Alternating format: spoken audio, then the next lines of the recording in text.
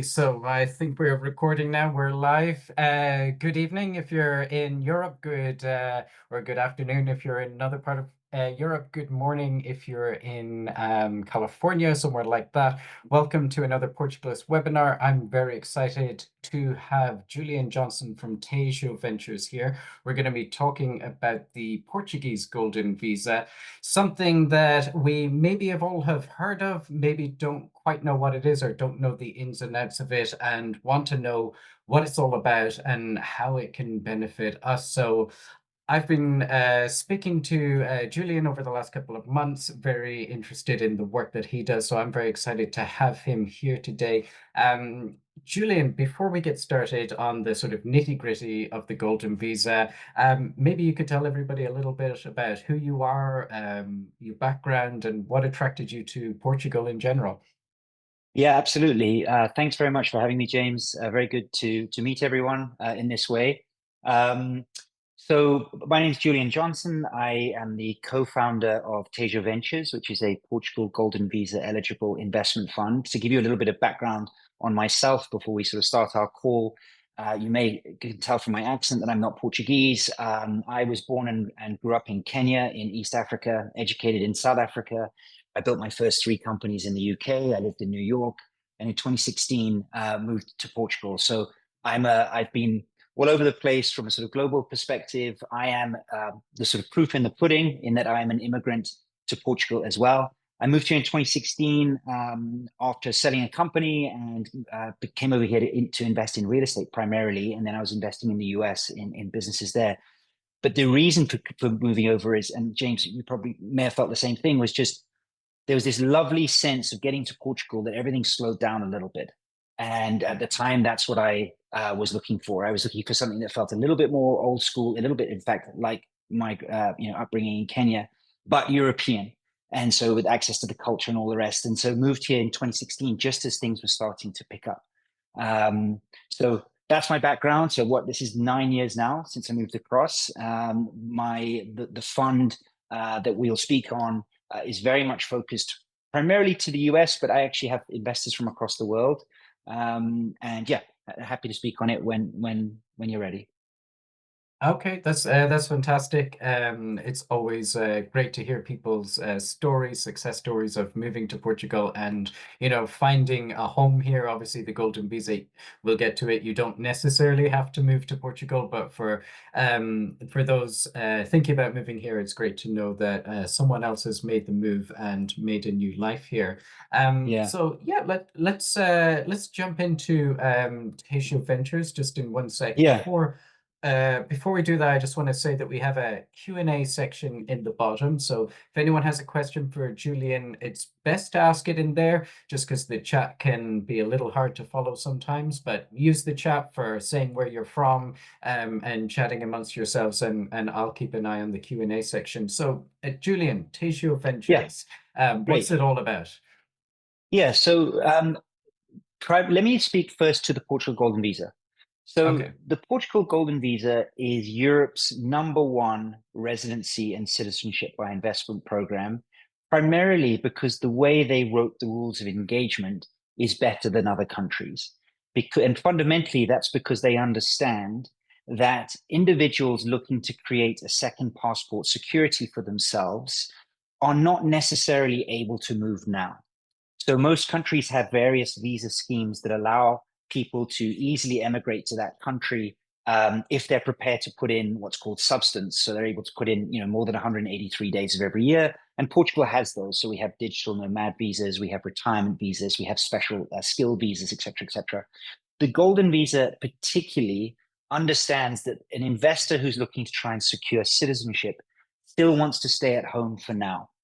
And so what they've done to develop the best framework for that is they have a number of really compelling features.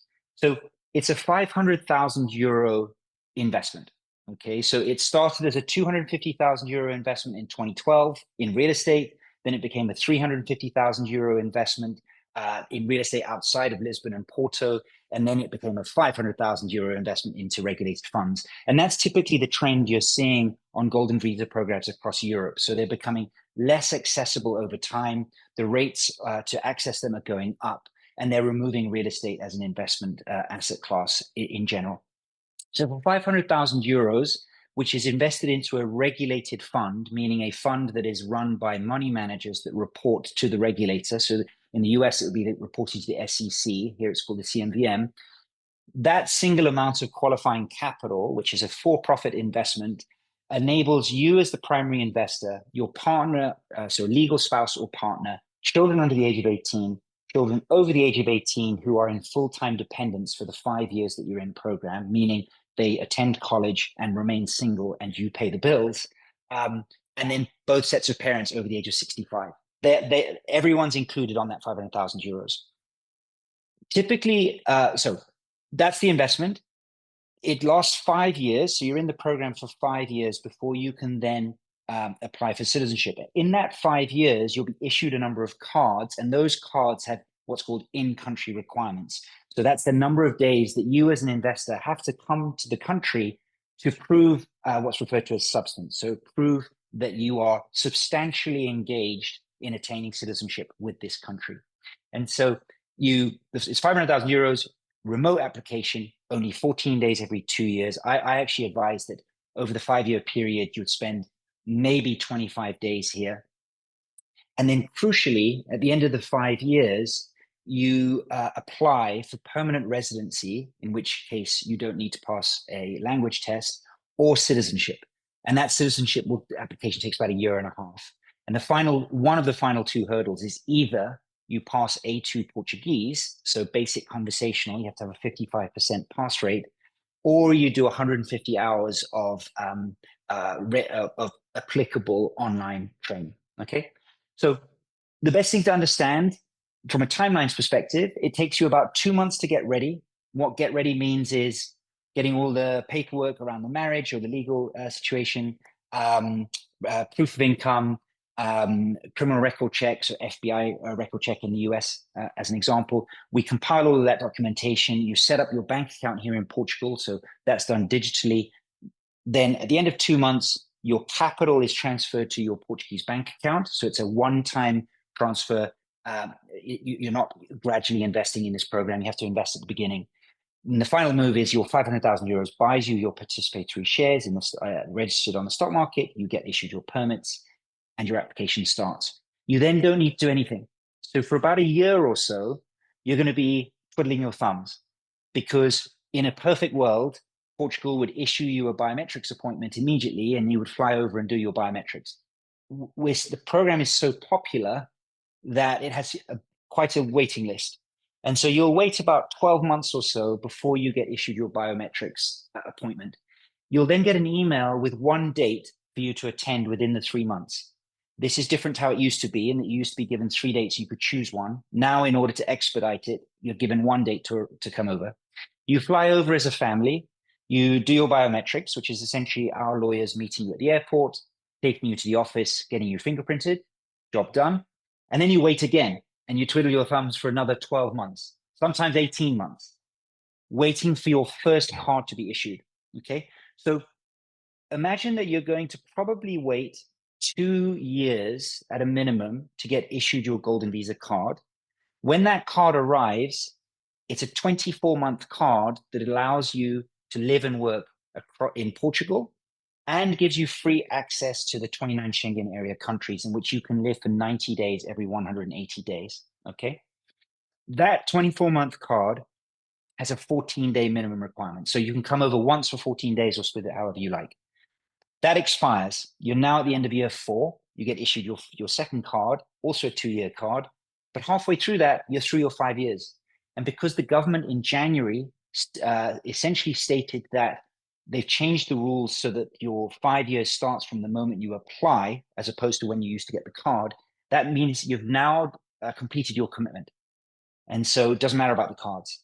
And that's why I say you'll probably only have to come over for about 25 days.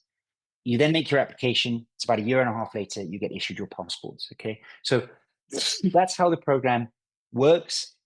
We just had elections. The same government has been re-elected. They are pro the program.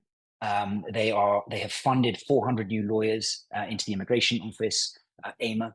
and software is trying to be improved and so on and so forth, it might happen quicker for you. So that's the program, and I'm sure we'll have lots of questions around that. Before we go to questions, though, let me now describe how you now invest. So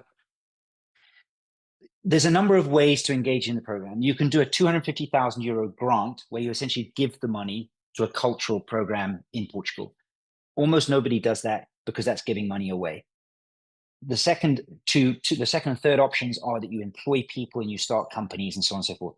That's a nightmare. You don't want to be involved in employing people in Portugal because of the regulations, so on and so forth. So the route that everybody takes, 98% of the market, is through these regulated funds. The fund landscape is varied. So you can invest in open-ended public equity funds, private equity funds, venture capital. We're all known as venture capital funds. We're not, but we are known that way. Renewables, agriculture, hospitality, and so on and so forth.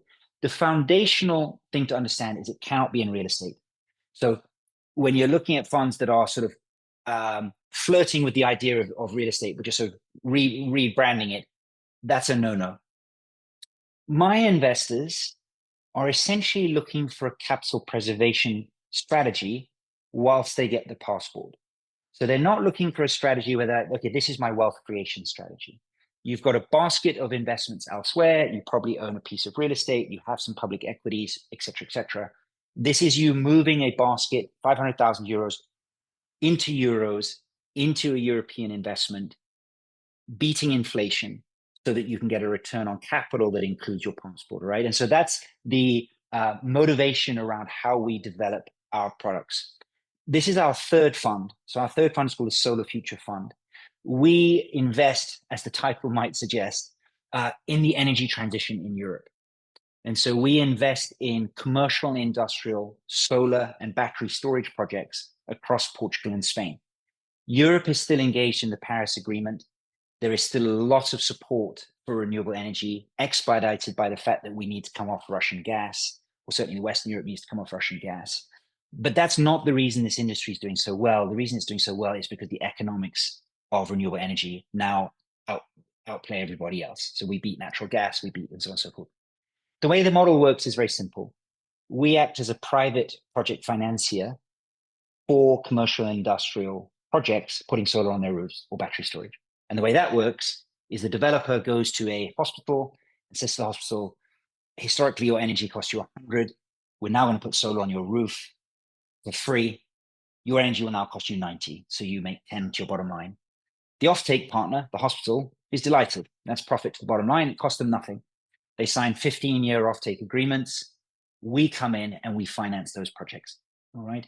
So it hits a lot of my investors' core needs. It is highly diversified because we invest across many projects across Portugal and Spain. It produces a cash dividend. After the second year, we pay 4% net dividends on an annualized basis. It's important to note you're not taxed in Portugal on your dividends out or your capital gains out of these regulated funds, so that you'll be treating them back home. Also important to note, if you're an American, we produce the PIFIC statement that you have to produce every year to show, proof of foreign income.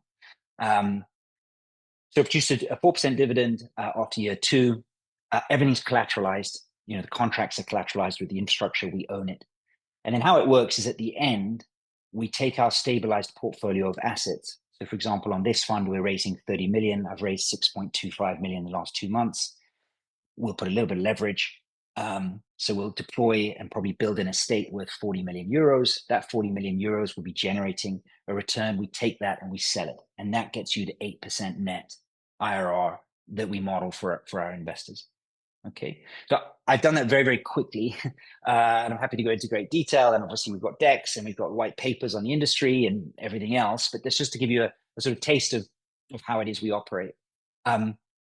The questions we often get asked are, so is this for profit? I think we've just talked about that. So it's a for-profit investment. So you should imagine you're putting a 500,000 euro investment. You're making an 8% net IRR, which is around 250,000 euros profits. From that comes the cost of the program, because the program costs you money. You have lawyers, tax, government fees, and so on and so forth. But at the end, you'll have principal, profit, and passport. Okay. Because we're not making bets, we're not venture capital or anything like that. this isn't a potential run to zero scenario. It's a bog standard, pretty gray financing of energy assets, simply. One of the questions we often get asked is, what happens if this program gets pulled? The Portuguese government attempted to pull the program 2 years ago under the penultimate prime minister. And the good thing that came from that is that the constitutional courts defended the rights of the investor and essentially stipulated that if you've made a commitment to Portugal, Portugal remains committed to you. Okay. And I sometimes get asked at the moment by American investors, but what if Portugal doesn't like America anymore? Well, we have all nationalities in this program. So we have Russians and Chinese and people from Taiwan and Hong Kong and people from all over the world. And the Portuguese are very proud of that fact, that they're very welcoming to individuals who are committed to this country. So I'm going to stop talking so that we can do some Q&A, but I hope that gives you a top line. That certainly does, Julian. Thanks for that. I think, yeah, I can see some questions coming up from people. Probably for those that really want sort of more specific advice, I'll share your contact details in a little bit. That might be the best way. But let's see if we can get through some of those questions first of all, because I imagine you're quite a busy person. No, I'm happy to answer as many questions. Let's see where we can start with this. So let's see. So would someone need to hold on to this investment all the way until citizenship? This is, a question that comes up, I guess, in case the citizenship application process gets delayed a little bit. Understood. Yeah. So you have to technically hold the investment for a minimum of the 5 years that you're engaged in the program. Typically, funds in Portugal are 8-year funds. Our fund is a 7-year fund because we've reduced the subscription window to a year at the beginning, which means that we essentially wait for last investor month 12 on the subscription window for their 5 years to start before the 5 years goes through. So that would be 6 years. And then we have 1 year where we then liquidate the fund to get you out. So one way you can essentially hedge for liquidity is that you can do half of your invested capital in a fixed term fund, and you could do half your invested capital in a open-ended public equities fund, in which you could essentially liquidate your position if you needed to. You would of course be liquidating your right to be engaged in the Golden Visa program if you did that outside of that 5-year period. Okay, that's an interesting approach to it. Very helpful. Let's see. So we have sort of some questions about, you mentioned, spending 25 days roughly within the 5-year period. If someone wanted to spend longer than that, is that an option? Yes. Yeah. So as soon as you've been issued your Golden Visa, you can live here year round. Prior to issuing you your Golden Visa, you can, depending on your nationality, you can be here 3 months of every 6. But you can also then choose to apply for another visa as well. There's on our website, on tejoventures.com, on the news piece, so the blog piece, there's an article there we recently posted as it relates to people trying to access the country earlier than the card being issued to them. Because it's important to note, you can't apply for the Golden Visa program and apply for, let's say, a D7 or a D2 or whatever. You have to make a choice. The government won't issue you both. What you can do, though, is you can come here on another visa and then decide to do a Golden Visa. You just can't do it the other way. Okay. We have 8 investors from my very first fund who are suing to have the cards expedited. The reason they're doing that is because they feel that they are potentially people at risk from where they live, and so they want to get here faster. In that instance, what we do is we lobby the courts to state that the individual has to be here faster, and therefore the card has to be issued faster. This was working. It did take 3 months to get a card issued. It's now less effective because a lot of people are doing it. So it's now taking 6, 7, 8 months to do that. But Hopefully that answers the question. That does definitely answer the question. Yes. So I know we've got a few people from the US on there and getting into questions about taxes and things like that. One Yeah. question I can see coming up is for those that have their income tied up in something like a 401k or an IRA, can they invest in the Yes. Golden Visa without having, penalties for withdrawing from that early? Yes, yes. So Okay. in that instance, what we would do is introduce you to our IRA specialist in the US. The IRA specialist in the US sets up the structure over there, which then allows for the funding of the account here. So yes, that's possible. Okay, perfect. That is very helpful. And we have seen a little bit recently the talk of the Golden Visa again in the news. You mentioned it before it had come into the headlines. Recently, it's been in there again for the Malta Golden Visa, which was has been ended. The EU didn't like it. Do you see the same fate happening to the Portuguese one? Yeah, so on the same blog, we've written about this as well. Essentially, the reason the Maltese one was pulled was because it didn't have adequate substance, meaning that the EU decided that it felt like they were just selling citizenship to Europe. In the instance with Portugal, because Portugal has both an in-country requirement and a language proficiency requirement, it remains legal and legally structured for Europe. Now, does this in the long term mean Europe doesn't come for the program? I've been advised that by lawyers that that Portugal lobbied for special dispensation when entering the EU as it relates to immigration because of its colonial history.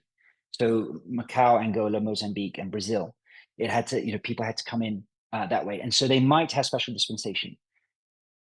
Do I think the Golden Visa program is going anywhere in the short term? No. I think it was good news having the government essentially re-elected. The coalition is a little bit different this time, but most of the parties, aside from the left, are pro this program particularly. It also takes about 18 months to get anything legislatively through court and enacted. So I would say we have, at a minimum, 18 months before the program would be essentially pulled. And of course, if you invested 17 months and the last day pre-18, you are grandfathered in. That's the Portuguese commitment. Okay, that is good to know. So, and an incentive then to get things moving sooner than faster on that one. So we often talk about the benefits of the Golden Visa versus others like the D7. One of the main ones there that you mentioned was that you only need to sort of spend 14 days every 2 years. If you're spending the minimal amount of time in Portugal or roughly thereabouts, can you avoid tax residency in Portugal? As I understand, it's a requirement for most other visas. As long as you become tax liable after you've been here 183 days or more per year. Okay. Under that, you don't. Depending on where you come from, we also have double taxation treaties. So, again, if you came from the US, it all balances out in the wash. Okay, good to know. So some people will be looking at funds like the ones that you have, and it might be very overwhelming, the idea of investing, if you haven't invested in anything other than say what your pension provider has suggested that you do, now you're looking at investing in another country, something Mhm. that maybe you know very little about. How does one start doing, personal due diligence on that, would recommend? Yeah, no, it's a good question, and we have that. The profile of investors has changed quite dramatically over the last 4 years. In that before it tended to be sort of very wealthy individuals looking for optionality, and now it's actually people where this is a substantial commitment. Big part of their net worth. Um, you know, the way we speak to it, so we provide significant testimonial from current investors. I've actually got one of my advisory a man who sits on the advisory board is an investor in Fund 2. He's a big time capital allocator in solar in the US. He'd made an 8-minute testimonial video talking about how he diligenced the entire market for 3 months before choosing us. I share that video so you can see that. I also, when asked by people who are prepared to participate and they want to speak to other investors of mine, we introduce them as well. I think it's also important to speak to our lawyers. So we work with 3 different sets of lawyers, as our partners to onboard our clients. They work with many, many funds. And so getting a testimonial from them is useful as well. I think chemistry is really important. It's a 7-year relationship. We need to know that we're on the same page. And so calls are obviously absolutely fundamental. And then, sort of proof a little bit in the activity, so you'll get quarterly reports. We can send you the investor updates that we send to investors in general, so you can see how we do that. And then if you're very risk averse and you want to spread your risk, you can do more than one fund. So, you can do, as I said earlier, a public equities fund or plus a closed fund, depending. Okay, that's really helpful. Are these funds sort of is there a third party organization in Portugal that oversees these funds? Exactly. That's a great question. So the way for you to understand how your exposure is being managed from a risk perspective is to recognize that the program is essentially a brand face for Portugal. And so Portugal does not want people screwing this up, to be honest. And so what they've done is they've asked their regulator, the CMVM, to work with third-party compliance and diligence teams to ensure that the money managers who are allocating capital are overseen. Okay, so one of the reasons they pulled real estate was because real estate was essentially just real estate developers who weren't licensed, and there was no oversight. And because there was an incentive fracture in that the real estate developer realized that for you to be in the program, you had to pay 350. Didn't matter if the product he was selling you was worth 250. This was a big brand problem for the program. And that's why they stripped it away. So our management fees, so we charge a 2% management fee, and then we charge 20% carry. So we charge 20% of the profit we make for you so that we're incentive aligned. Out of our 2% management fee, we pay a third-party compliance team who are in fact the rubber stamp on all of the investments we make, and they actually have the keys to the bank. So you have that security. Okay, that's really helpful to know. I can see a question there from someone who's maybe looking at the D7 or the digital nomad visa. And one of the requirements there typically is that you need to have an address in Portugal, usually for at least 12 months, sometimes just 6 months. Is this also a requirement for the golden visa? No. So the Golden Visa is very much a remote application. There is no need for an address or anything like that. Okay, fantastic. I personally, I sort of get the impression that the golden visa tends to suit those who are maybe not in a position to fully move to Portugal yet. They want their foot in the door. That route to citizenship, the D7, the digital nomad visa, these are big commitments to actually Yeah, living in another country. Would you yeah. say that's a fair way of looking at it? Yeah, I think it's really important, and this maybe speaks to also the original question about how do you choose your partner. I think one of the most important things about choosing your partner is transparency, and so I will always tell people that this program is massively delayed and requires a lot of patience. The way it's advertised and the way a middle an immigration agent might describe it is, oh yes, it's a 5-year program, happy days. It's not a 5-year program, happy days. It's about a 7-year process, and up until very recently it was even longer. And that's why I say you shouldn't anticipate even having a card for at least 2 years on this application. Now, that doesn't matter for people in the Golden Visa program, because people in the Golden Visa program are not looking to move here. People who are looking to move here can access much cheaper ways of getting here, the D7, D2, the ones we talked about, much cheaper, because the trade is, well, okay, we'll give it to you cheaper, but you have to move here and you have to live here for 6 months of every year in order to participate. Golden Visa investors don't want to move here. They're staying in their country and they're accessing the program. So whether they get the card now or in 3 years is actually in their favor, because if they get the card later, they haven't had to pay for all the in-country visits, all the additional cards. By the time the 5-year window ends, they've probably only been issued one card, maybe two. Right. So, and so it in a weird way, as frustrating as it is, it's working in most people's favor. Okay, that is a good way of looking at it, actually.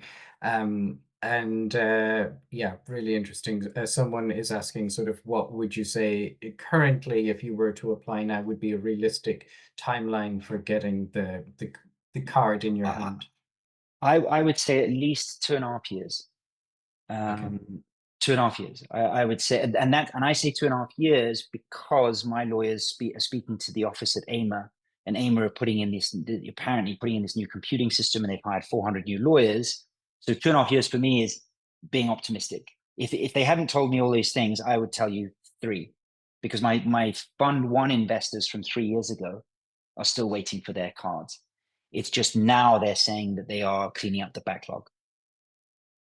Okay. That's good, and I appreciate the honesty there, Julian. It's not been something like you said. People have often said that it is a very simple 5-year path, and Yeah. there's been a lot going on in the background that hasn't always been shown to those who are applying. But again, as I said, James, for us, it's a 7-year relationship, and the last thing I want to do is spend 6 years talking to my investors with them feeling like they've been hoodwinked. I want to have a really good relationship with my investors over 7 years. I want to produce great capital returns for them, and I want them to feel like I was, batting for them in country, looking after their interests. That's yeah, that's fantastic. I think that's what you need. I mean, I think one of the hardest things being honest with the is it's hard to find honesty when you're looking at the different routes to residency in Portugal. Things are it's not a country where things always work perfectly, to put it mildly, and people tend to sugarcoat it, and not just with the golden visa, with other visas as well. So it is always nice when you come across someone who is Yeah, but blunt about it. you know what? It's because the incentives are different. If you're someone who's just selling someone access to the program, you get paid and you leave. You've made the intro, Mhm. you get paid and you leave. Then your incentive to speak truth to the matter is different to the guy who's actually got to be in business with you for 7 years. And so yeah, that's why. Okay. So let's say someone invests 500,000. Now is 500,000 is can you get less than that aside from donating your money, or are you sort of stuck at that amount? Aside from donating, no. No, the only the real cost is the money you lose, right? And so even though Yeah. the grant is 250 grand, that's costing you 250 grand. You're giving that away, as it whereas in our case, it's making you money. So it's more, the way to understand it is more like, where can I move my money from uh, for me to make that return? And unfortunately, there isn't a cheaper option. There are cheaper other programs in Europe, but the Greek one, for instance. But that's a 10-year process, and you've got to be fluent in Greek at the end. So, it's a little different.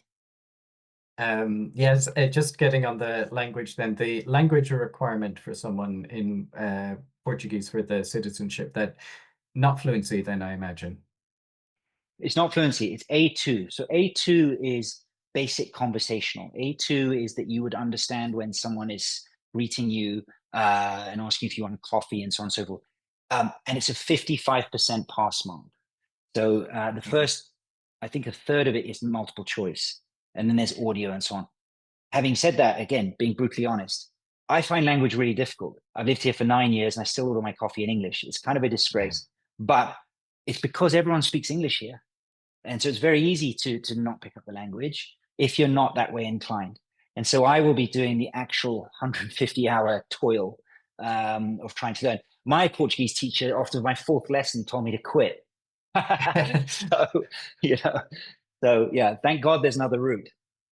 Yeah, exactly. Okay, well, at least it's only A2. At least the pass mark is only 55%, and at least there is this other route.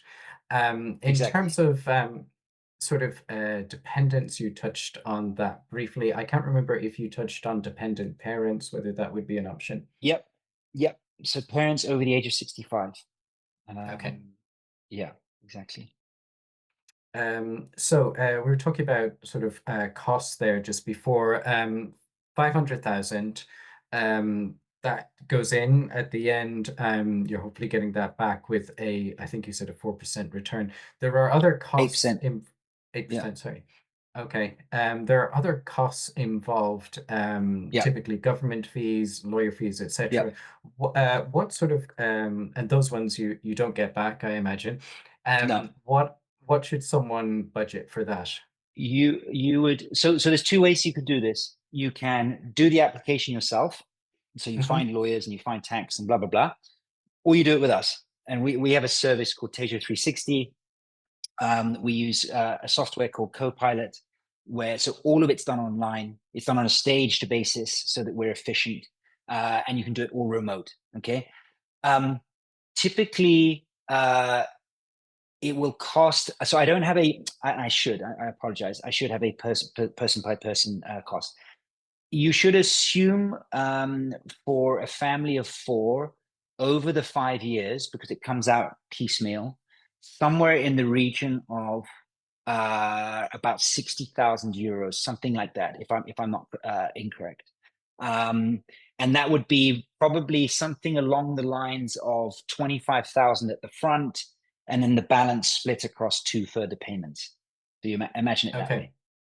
Okay, so Okay. you have to expect that first payment and the other ones are then spread out. Yeah, and what we do is, so after this call, get in touch. We'll set up a call. I'll take you through it all, and then we do a bespoke costing for you, and we break it down entirely so you can see everything from bank fees to tax represent. All of it's there. Okay, fantastic. Let's see what else. And then once you obtain citizenship, are those costs gone after that? Yeah, You yeah. So okay. so once you've attained citizenship, you're a Portuguese citizen alongside your other nationality, unless you're a country like India where you can't hold both citizenships. In which case, we have Indian investors in our funds, and they're investing for residency, permanent residency, as opposed to citizenship. But yes, then that's that. Okay, so Portugal allows dual citizenship, but some countries, I think I imagine you're saying India does not. So some people might just want permanent residency instead of going for Portuguese Yeah, citizenship and if as you're well. just applying for permanent residency, you don't have to do the language exam. Okay, good to Yeah. know. Um, when you just touching on the language exam, one person is asking, you mentioned a little bit about 150-hour route. Yeah. You haven't taken this yet, Julian, but do you know any No. more about it? Is it Yeah. something you could do online Yeah, I have or can you friend. do it in Yeah, person? I have friends who've done it. There are different services who offer it to you. Some of them are cheaper than others. The most expensive one I've seen was 5,500 euros for a 9-month program. You can do them, and in that instance, they had a 3-month batch and a 9-month batch, so just less hours over time. Um, you have to have attended a minimum of 135 hours of these classes, and these classes are essentially online group learning. So, 4 hours a week where you have to come up online, and there's a teacher, and you learn Portuguese. And the fact that you got to the end of that is enough for them to say, okay, this guy or girl committed to our language, whether they speak it or not. Okay, fantastic. So no need to pass an exam or anything like that. That'll be nice No, for those of us that get nervous at the thought of likewise. a Yeah, language yeah, exam. exactly, Yeah. exactly. Yeah. Um, one person there is asking, just I know you mentioned it briefly, up to what age are children covered under the visa? So up to 18 is a foregone conclusion. Over 18, um, so if your children are under 18 the whole time, happy days, easy. Under 16, they don't even need to learn the language. If your children are 15, and so by the time you get through the 5 years, they've started college, all you need to do is produce receipts showing that you pay for their college and they remain single.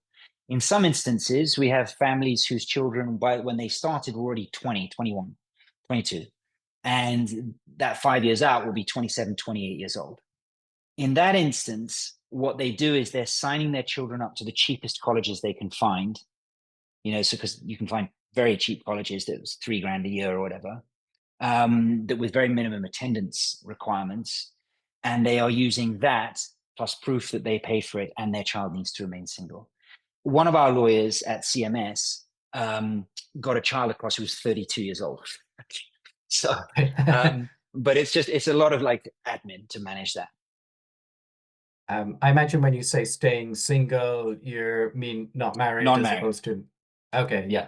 So Yeah. you can still have a fun You're college still dating. experience. Yeah, Yeah. exactly. Okay. Exactly. Let's see what other questions we have. And I should mention for those that do want to call, I will be sharing Julian's information, but I've also put up a form that people can fill in if they Thank wish you. to. Just before we come to the end of this, for the industry that you're in, Julian, it's also an industry that people might think this is something that's growing, it's expanding, but I don't know a lot about it. It wouldn't be something that I might automatically think to invest in. How should they sort of learn more about this and Yeah. decide if it's right for them? Yeah, exactly. So we have the normal deck, which is the sort of, this is our strategy, this is how it works. We also have I think it's a 10-page white paper, which talks to you about the macro. So what's happening in energy. It talks to you about the regional. So why Spain and Portugal, the technology, what are we doing with this technology, and how do we strategize? The way to understand the strategy in general is that all human flourishing is underpinned by energy. The more energy gains we've made as a species, the more sophisticated civilizations we have built. We will always, for the next century, be energy constrained, meaning we cannot build enough energy because we need, firstly, we have a $125 trillion economy that needs to move to electrification, which is a 50-year project. But then in addition to that, we now have artificial intelligence requiring huge amounts of energy. And so the electrification of the economy will be a 100-year story. And the underpinning technology for the electrification of the world is solar energy and battery storage. And both of those technologies are the fastest growing energy technologies in history, in part because the cost curve, meaning it's become extraordinarily cheap to install solar. And so, and then it has lots of other benefits. You may have read 2 weeks ago, we had a blackout in Portugal and across the Iberian Peninsula. And in that instance, and you'll know what it was like, James, it was quite unnerving because we had no power and we had no mobile phones, we had nothing. All of my clients did because all the power sat on their roof. It was solar and it came down into business and they just ran their business as normal. That's going to be normal. And that's what we're helping build. Yeah, that really made me think about how we're all connected to one source and how it could go. I think a lot of people started thinking about sort of preparing just in case something like that would happen again. As far as someone's asking if we know the cause, I'm not sure. Julian, do you know if there has been a proper There investigation done? was, I'm trying to get my information right. I can't be accurate. It's quite easy to look up. There's a bunch of theories. Because I just remember seeing the graph where it just completely drops off for some Yeah. reason. I can't remember honestly. They talked about it being an issue with renewables, that the renewables was flooding the zone or something like that. But that's a nonsense from what I understand. I'm just going to come off camera because I just need to move to power, but I'm still on the line. Okay, solar power, I hope. But yeah, it really made you think about how easy it would be for this, to happen again if there was potentially another, very rare fault for this to happen again, or for another individual or country to do it on purpose. And so I think a lot more people are thinking about the idea of renewables, like your client, and making sure that they have their own backup system. So I think solar is something that incident probably put into the spotlight a lot more than it's been in the past few years.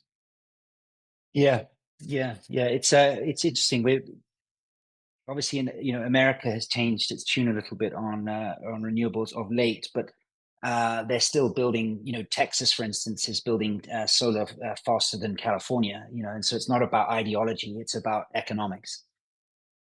And we have obviously the other big thing that's really in the news at the moment is AI and what that's going to mean for the world. And that is, Yeah, something that really takes a lot of energy to use. yeah, And so it's not a problem that is going to go away anytime soon.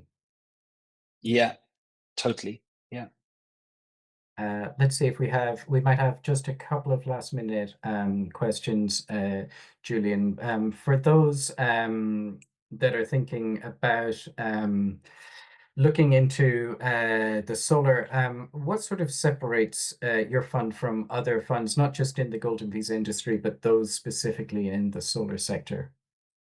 Yeah, so the really good question. So when you look at solar, there's sort of three areas that people play, as it were. You have this large scale utility solar, which is the big solar fields you see out in the world. And those are very, very well capitalized. And therefore, in order to make any real margin, you have to make margin pre-licensing. So you have to essentially be investing in a project that still hasn't been approved in order to make your margins, to make it interesting. That's all good and well in a legislative country that sticks. Like if this was Singapore and they told you it was going to be built in 3 months, it would be built in 3 months, right? But as you know, James, and I have a real estate investment firm as well, getting things approved here is a nightmare. And so you don't really want to be playing in that game because your IRRs are destroyed if the program, if your project is a year late in licensing, then your returns are rubbish. You don't want to play in residential solar, so solar on the top of houses, because that's very much a hand-to-hand combat business. It requires a lot of capital to get going. You got to build a brand and marketing and deployment teams. Each time you build, you're building very small scale. So that's a different game. And so in this country, you have these projects called UPPs, which are essentially under a megawatt. And the reason they're interesting is because they come with far less licensing burden and regulatory hurdle. And so what we do is we search for opportunities to finance the building of UPP projects as one of our execution streams. The other way we do it is we're very sort of nimble. So we're very proactive. We push out into the industry, seeing who has projects that need financing that we can then review, rather than sort of sitting idly by. And we are dynamic in our thesis. So, for example, we're looking at a project at the moment where the solar already is built and exists, but what the project really needs to be interesting financially is battery storage. And so we will buy equity in the project, and then we will fund the batteries going onto this project to then make it interesting to us.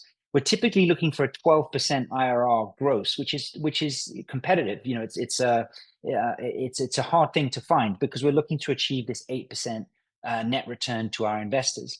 So it's got to cover the management fee and carry and so on and so forth. And so it requires us pushing hard. My business partner is a former M&A banker from Societe Generale in New York, the investment bank in energy. So that's his background. And then our advisory board is a man called Manuel Azevedo, who's been in the game here for about 25 years. And then our American investor, Ryan Hamilton, who's also been in the game for about 15 years. So we're well structured for it. Okay. And just I know you did mention this before, and we've touched on it a little bit, but one concern obviously that people have is, this, if I'm generating income in Portugal, am I going to be taxed on it elsewhere? I assume that is quite a complicated question because people answering or asking this question could be in multiple parts of the world, but do you have a sort of general answer? Well, the general answer is that Portugal understands that, and so they don't tax you. So Okay. the gains you're making out of your investment in the fund here is given to you tax free and treated wherever you live. Okay, fantastic. That is very helpful. Julian, for those that want to get in touch with you and Tissue Ventures to discuss this a little bit more, I've put up a form, but is there another way that they can get in touch with Yeah, you? great. Yeah, so the website is tejoventures.com. So Tejo, it's the name of the river in Lisbon, or the mouth to the ocean. So tejoventures.com. And on there, you'll find, if you go to the news section, you'll see a lot of articles that are useful as well, but it also describes what we do.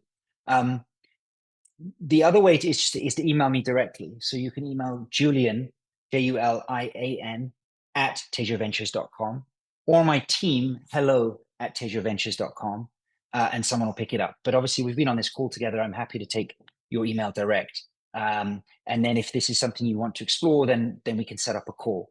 I'm in the UK from tomorrow through Saturday, and then I'm in the US for 2 weeks. So I'm in Austin, San Francisco, Chicago, and New York over the next 2 weeks. So there even may be opportunities to meet face to face. Okay, fantastic. That's really helpful. What I'll do then, Julian, is after this, I will send out a link to the website and your email address, just so people have access to that. Then they can get in touch with you directly if they want to do that. But thank you so much for getting in touch, sharing all this information with everybody. I really appreciate it. I'm sure everyone else does too. Yeah, no, it's my absolute pleasure. One thing I always say at the end is, please don't feel like you can't ask a million questions. You know, it's a big deal. You're trying to make an investment, a huge investment on a 7-year horizon from afar. It's a big deal. And so I would understand why you'd want to do a ton of due diligence.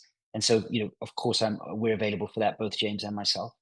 So thank you very much, James, for hosting. Really appreciate it. And thank you very much, everybody else, for attending. All right. Thank you, Julian. And until next time, speak to you then.